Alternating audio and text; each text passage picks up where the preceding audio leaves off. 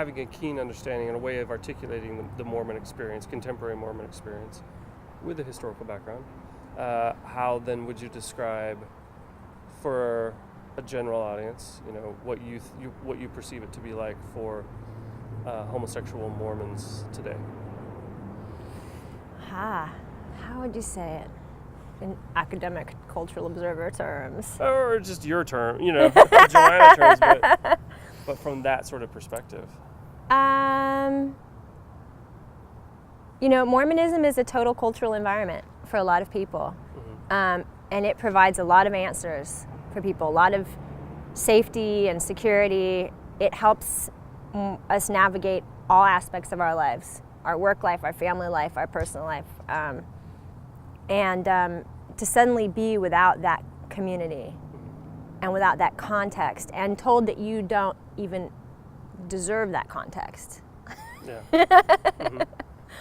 is a rather large world reshaper. It's exile.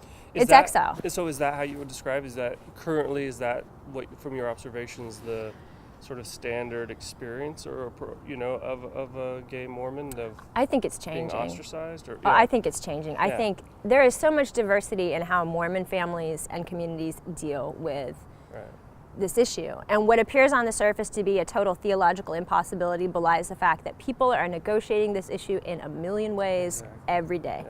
Yeah. And there are families who are welcoming to their children. I've talked with very observant Mormon moms who say, look, I know how much I like to have sex. That's why I got married at 19.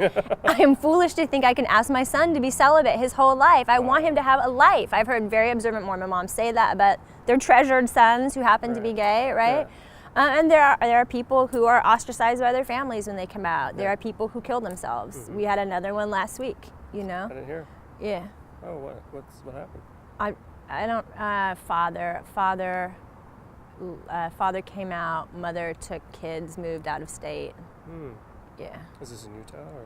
I'm trying to remember. I think it was Arizona, but it's on the Facebook. It's in one of the Facebook groups that they've been discussing it. So. Oh gosh.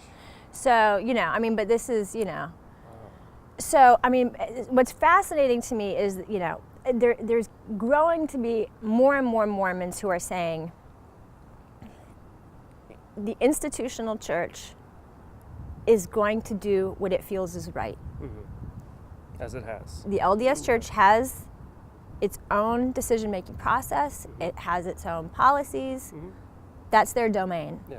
But there's this bigger thing called Mormonism that includes the lives of everybody who has ever been Mormon in any way. Right. Even bad Mormons belong to Mormonism. Yeah, the word Mormon's still in there. Yeah. Even messed up Mormons. And that we belong to actually a very diverse historical movement with 14 different organized branches. That the totality of that is Mormonism. It's our culture. It's our tradition. It's the language we speak. There's even some terrible Mormon food. It's our genealogy. Mm-hmm. It's in our family trees, mm-hmm. and that.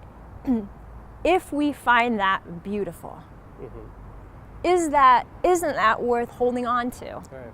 Even as the church does what it needs to do to stay on the path it needs to stay on. Right. Is there a way to not be exiled, right? Yeah. To not be made homeless from your entire tradition, while the church, faces what are some very serious theological questions. Mm-hmm. Can any of our lives bear the weight of these huge theological questions? Right. Right. And that is one of the things I realized, oh great, I turned 20 the year that they purged the feminists. Mm-hmm. My life should have to bear this weight. Right. I have to make a life, and my father gave me permission to, and it is a life that has always stayed within the broader kingdom of Mormonism. Mormon tradition, Mormon culture. I've always identified as a Mormon. It's always been a hugely significant part of who I am, and that's, so that's the question that, do gay Mormons feel strongly enough about our tradition, our culture, that they're willing to continue to identify even with the tradition that's been hurtful to them at times, and that's clearly having growing pains and working a lot of very difficult issues out for itself on a very slow time frame. Right. So is it worth staying? Yeah. I like you stay. No, I'm just kidding. You gotta make your own decisions. No, absolutely. It's been touch and go for several years about, right? And feeling that the church culture itself is presenting me with that only option of black or white, one or the other. It's nuts. And in many ways that the institution itself is going to dictate that to me to a degree. Maybe based on some of my choices, but then they get the final say. Right. And but now it's been an evolving process for me over the last couple of years of going, well, wait a minute. I mean, it's part of my identity, whether the institution itself or not, wants to keep me in on their roles or whatever. But this they can't take away my seminary diploma. Right, they can't take away all the time I put in. Exactly. They can't take away how well I know the Book of Mormon. Exactly. I mean, you earned it. You earned your Mormonism, right? Doesn't wash off. That's sort of the it's part and parcel with the experience of being Mormon. It is you do so much work that to make it so fully ingrained in your being that it's a huge investment. Just turn around and take it away. Now here's the question, can people who are willing to self-identify as Mormons provide each other enough cover, right? Enough resiliency, enough nurturing, so that I can say to you, hang in there. You know what I mean? It's going to be hard, and I'm always going to claim you. I'm always going to, have your back. I'm always going to love you.